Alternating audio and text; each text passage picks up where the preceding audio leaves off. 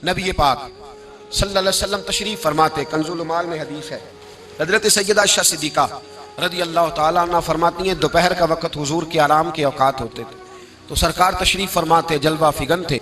सहाबा को पता था कि इन औकात में हुजूर आराम करते हैं, तो सहाबा नहीं आया करते थे ज़ियारत को।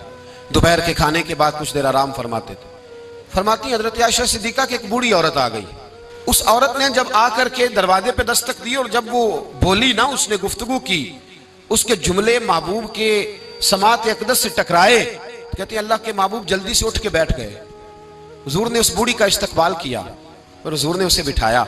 फरमाती हर आने वाले मेहमान को हुजूर बड़ी इज्जत देते थे, बड़ा नवाजते थे, हर आने वाले मेहमान पे बड़ा करम फरमाया करते थे, लेकिन इस खातून को ज्यादा एजाज दिया। अल्लाह के महबूब अलैहिस्सलाम ने इसके लिए खाना मंगवाया, खजूरें दी, शहद के साथ तवाज़ो फरमाई। फरमाते वो बीबी बातें करती तो मैं दिलचस्पी देखता। महबूब पाक सल्लल्लाहु अलैहि वसल्लम ने बहुत ही ज्यादा अहमियत दी। महबूब करीम अलैहिस्सलाम जब वो बातें करती तो हुजूर दिलचस्पी से सुनते, उनके सवालात के जवाब बड़ी गहराई और गहराई से देते।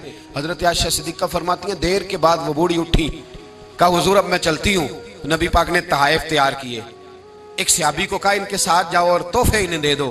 कहते हैं जब वो बूढ़ी चली गई तो मेरे दिल में ख्याल आया, हुजूर अब मस्जिद जाएंगे, जब रात को वापस आएंगे ना फिर मैं महबूब से पूछूंगी ये खातून कौन है। लेकिन हजरत आयशा कहती हुजूर तो गए नहीं, लेट गए।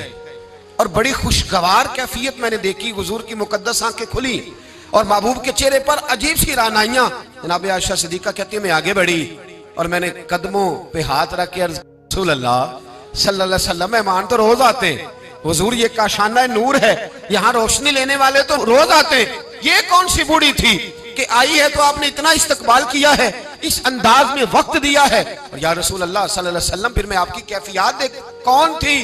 कहते हुजूर उठ के बैठे और मैंने हुजूर की आंखों में आंसू चमकते देखे। महबूब फरमाने लगे आयशा ये मेरी पहली ज़ौजा सैयदा खतीजातुल कुबरा की सहेली थी, ये खतीजा की सहेली थी। फरमाया जब हम मक्के में रहते थे तो ये खतीजा से मिलने आती थी, खतीजा इन्हें वक्त देती थी, इनका इस्तकबाल करती थी, ये कमजोर होती थी तो खतीजा तोहफे देती थी। फरमाया आज जब ये दोबारा आई है तो पिछली सारी यादें मेरे जहन में ताज़ा हो गई हैं, वो सारे ख्यालात तसव्वुरात फिर से उजागर हो गए। और फरमाया मैंने वो सारी निस्बतों को, उन सारी बातों को निभाने की कोशिश की जो खतीजा का इसके साथ रिश्ता था। और फिर बात इस जुमले पर खत्म की, फरमाया हुस्नुल अहद मिनल ईमान, फरमाया ताल्लुक को अच्छे तरीके से निभाना ये भी ईमान का हिस्सा है।